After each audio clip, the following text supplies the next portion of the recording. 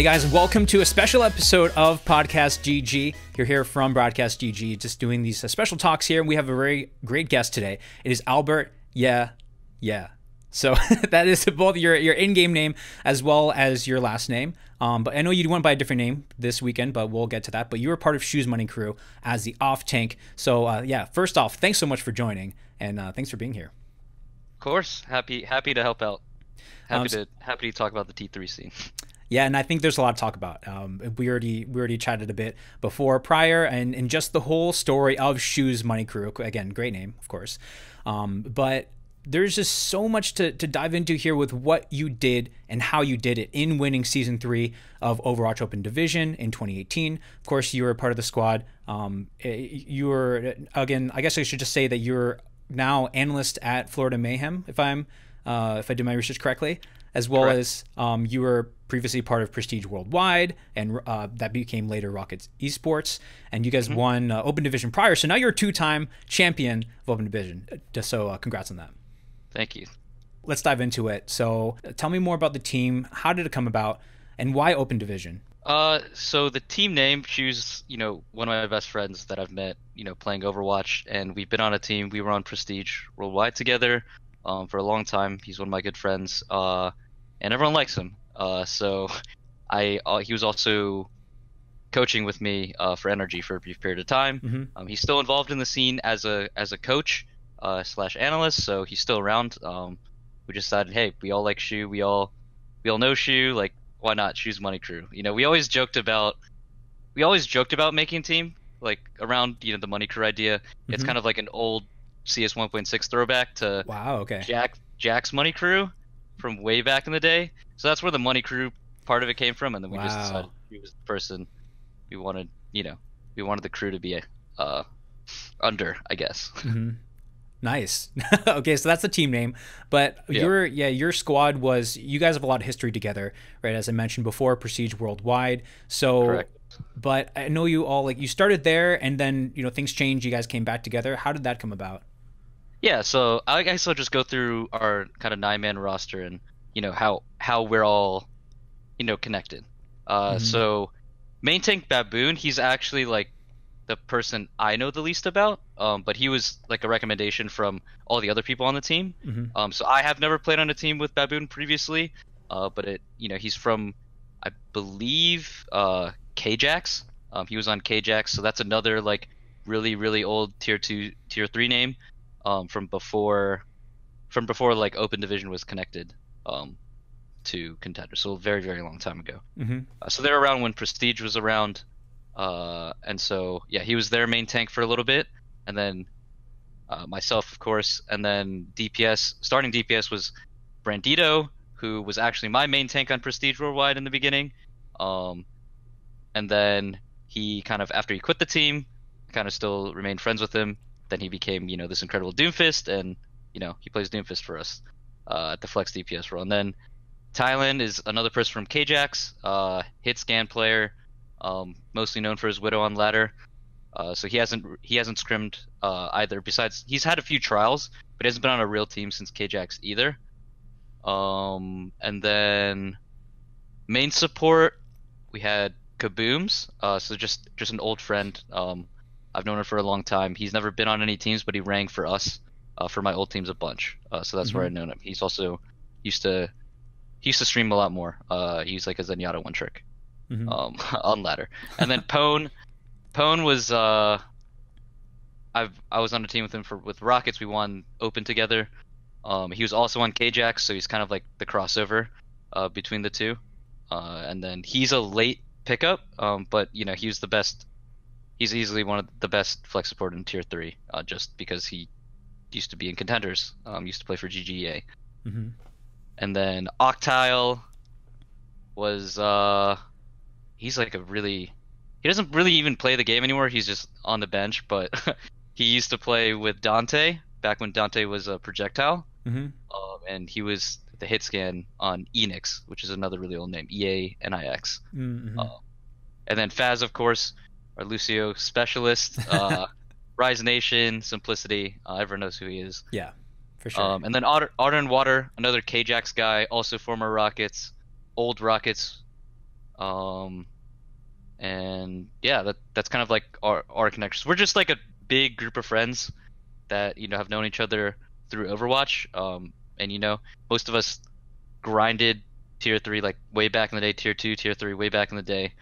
And then we decided, hey, why not come together, for a few weekends, for about a month or so, and see what happens. Like, have fun with Open. If we make playoffs, we make playoffs, and then let's see what we can do from there.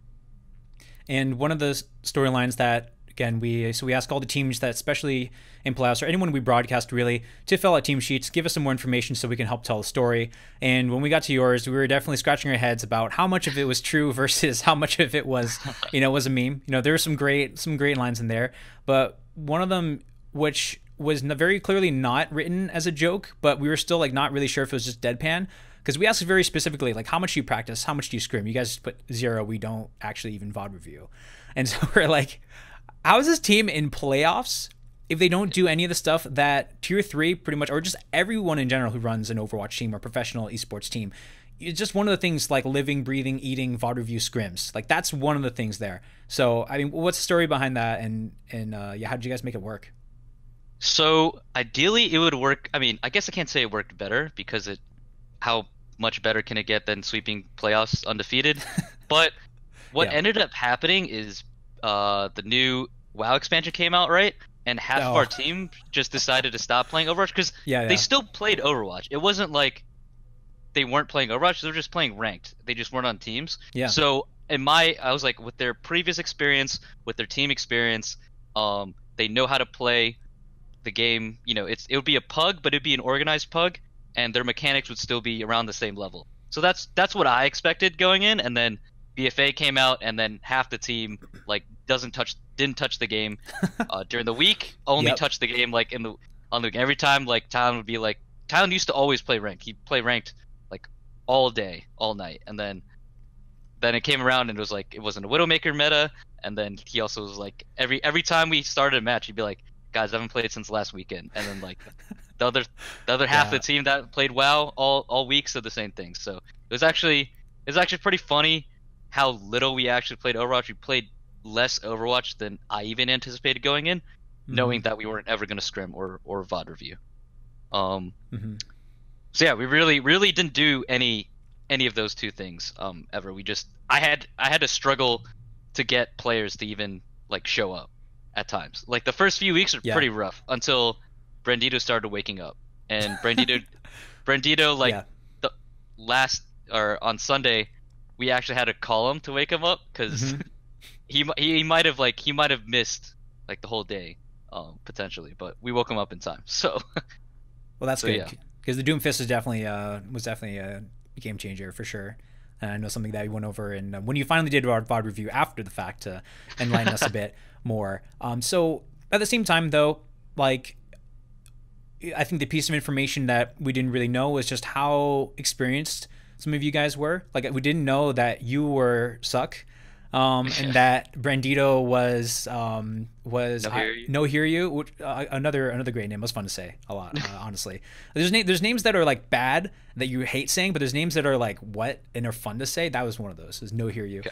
Right. I think I just wanted to like open it up. There's clearly something here that you did that was right, because it's not you can't chance it enough to win the entirety of the tournament. So what was it really that happened that allowed you guys to take the win over teams that are putting in the hours to scrim, to VOD review, and have coaches and analysts and do work to try to be the best? Like, what did you guys do?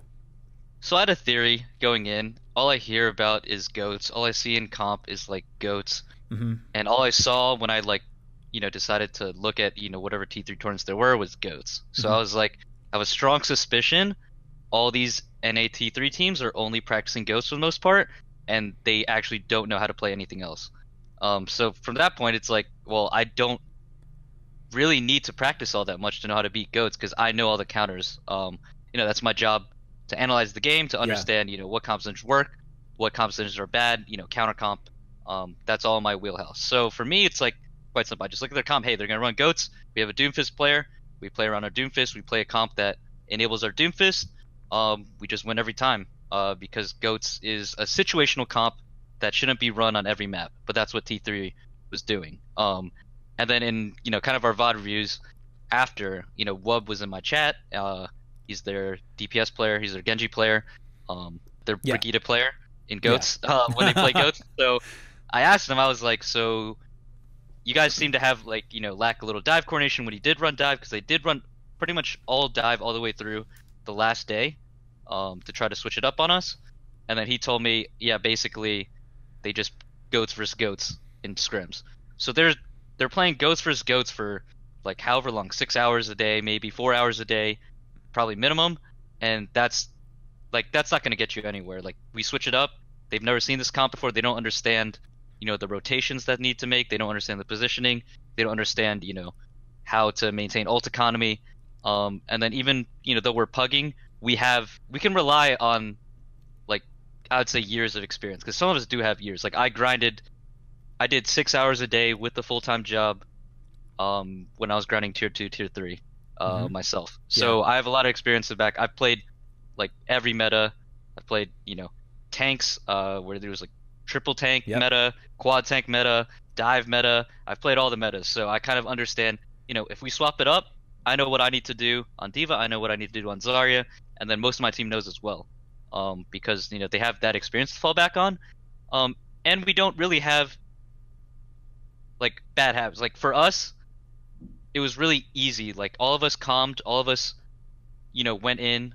There's some individual mistakes, but since we actually adapted quite quickly, to my suggestions. Like, we just trusted each other, and yeah, we made the adjustments that we needed to beat these teams that should be more coordinated than us.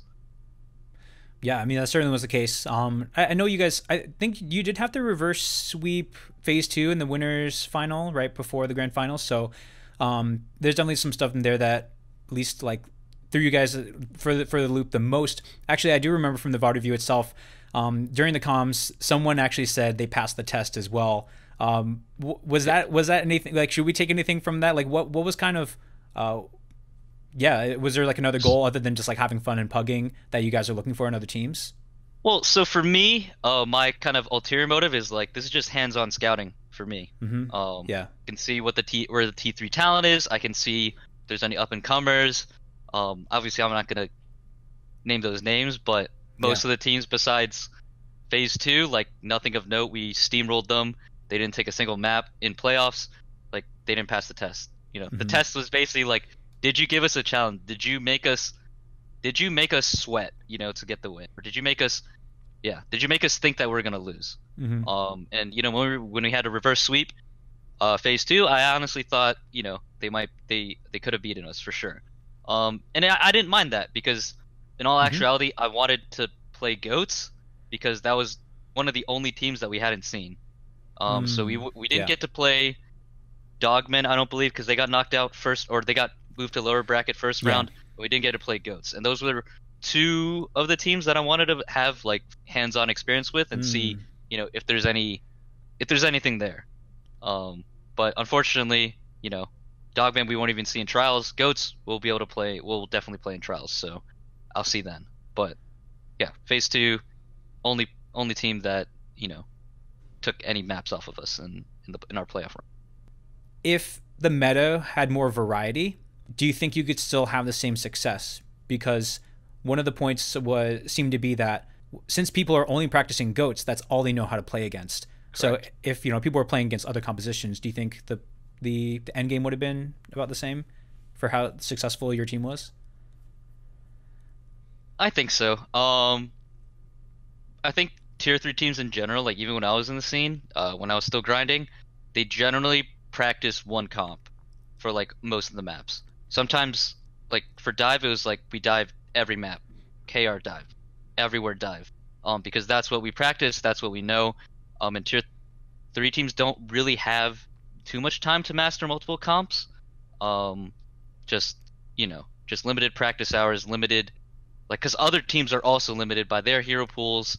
And so you tend to see teams have like comp identities, like, okay, this team's gonna run this comp. Like when I was playing, there's like, okay, this team's always gonna run Pharah Mercy, right? Because they have a Pharah one trick, they can't play anything else, they're only gonna run Pharah. So we had those teams. Then there was like, okay, there's like more EU style teams where like they can only run tanks. This guy can't play Winston very well, so they actually can't play anything besides Reinhardt comps. Sure. So I think that's like a big issue with T3. It's just the lack of flexibility, lesser talent, because talent usually gets poached up, and then you have to start from ground zero, and it's easier just to say, hey, this is our identity. We play this one comp. We get good at it. Winner. We either win or we lose with that comp. So I don't think it'd be too different. The only team to really switch it up was Phase 2. I was actually surprised that they even, tried to pull out a dive comp against us, the finals. Like they completely swapped. They completely switched up what they were doing. They're like, hey, we're gonna play Sombra, Genji, Ana, Winston, D. Like that. Yeah. That was actually surprising to see. Because I didn't expect them to do that, but I know how that comp plays out, because that's kind of common in Korea, and I watch a lot of games as part of my job. So Nano, like carry Genji comps, like I'm familiar with how they play out. Yeah. Gotcha. So and there's something in there too where you identify that tier 3 teams generally are they're limited by their hero pool. They'll play around a carry or a way that would make their team win, right? Play to their strengths. Right. Do you think that inherently, or just like how tier 3 is in general, like what kind of changes do you think need to happen across tier 3 for the whole that whole level to kind of level up, whether it's from the coaching, from the play style, from the mentality? I think it just needs time. It just needs more time to develop. Because tier 2 was dead for so long. Like my team is basically full of players that grinded when there was nothing to grind for. There was no goal, and then everyone got kind of burned out, moved on, because they had to other games, or they just took a step back because there's no point for them grinding. Now, the tier 3 scene is just, it's been connected for less than a year. Yeah. Now to contenders, right? So it needs some time, to kind of regrow. New talent needs to come in. I think it would help if Open had an actual prize pool instead of being played for BlizzBucks, because I think that's a big detriment. Because not everyone that makes Open playoffs makes contenders, and to a lot of I think to a lot of teams or a lot of players, they would think there's no point for them to play Open unless they think they can be top 4, right? Like good players. Yeah. And there's only so many teams that can make it to trials, and those are the only ones that are going to get real money. Everyone else is getting BlizzBucks. So you just spent months scrimming for 10 BlizzBucks basically, because you don't get more than 10 BlizzBucks unless you place top 4, right? Yeah. It's like 50, 40, 30, 50, 40, 30, 20, and then everyone else gets $10 just like participation trophy. Yeah. So yeah, it's the incentives aren't there to play Open. So I think that's a big deal. I think other regions like Korea, they have an actual prize pool. Oh yeah. And I think that's something that NA Open needs, because exposure bucks, like not the greatest for developing the T3 scene.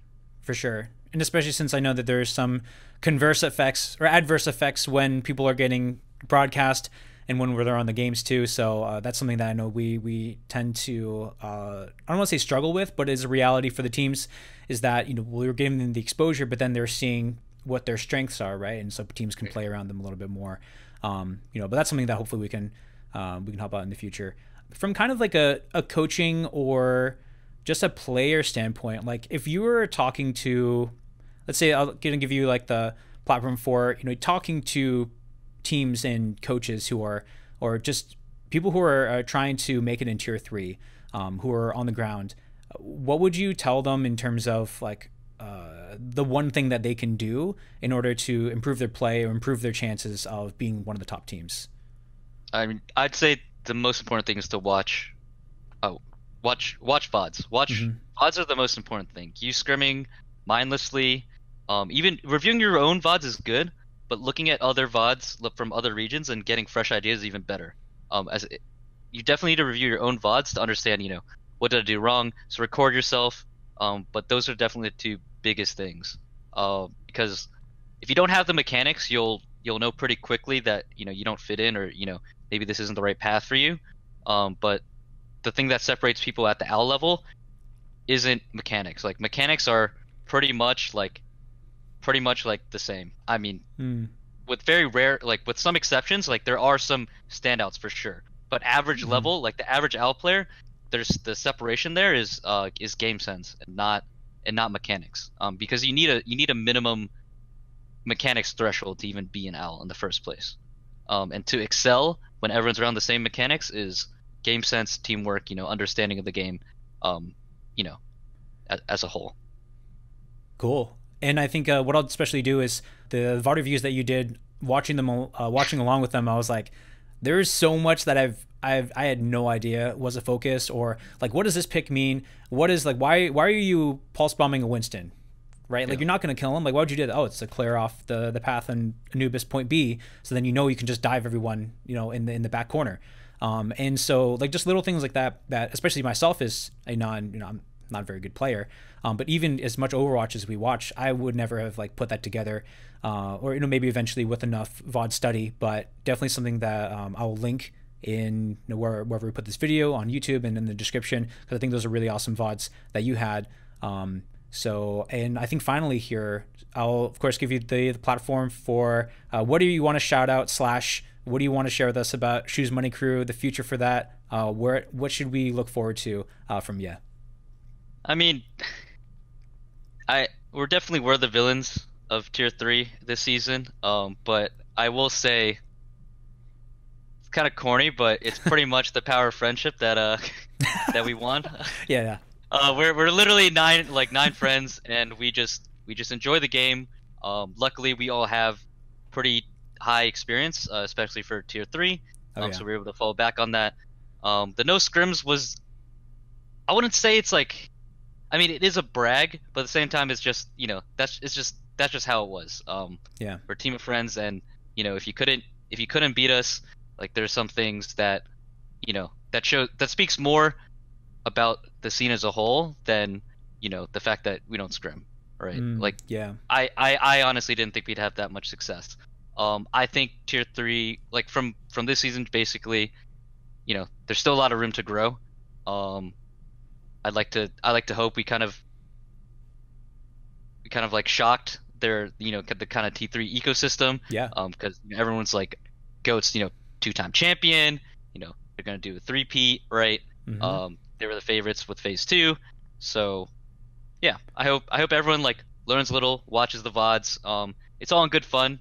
I don't think we kept out any teams from trials that actually deserve to be in it. That's how I see it from my point of view. So yeah, I think the teams that deserve to be in trials got into trials. Us included, because obviously we're the best team right now. And I hope to see everyone in trials. We'll be there. Hopefully, you guys can get into contenders over us. But if not, it is what it is. There's always next season. Yeah. Cool. Well, thanks so much, Al, for taking the time to chat. I'm looking forward to see how Shoes Money Crew does in trials for NA. So best of luck with that. And thanks again so much for taking the time. We'll see you next time. Thanks so much.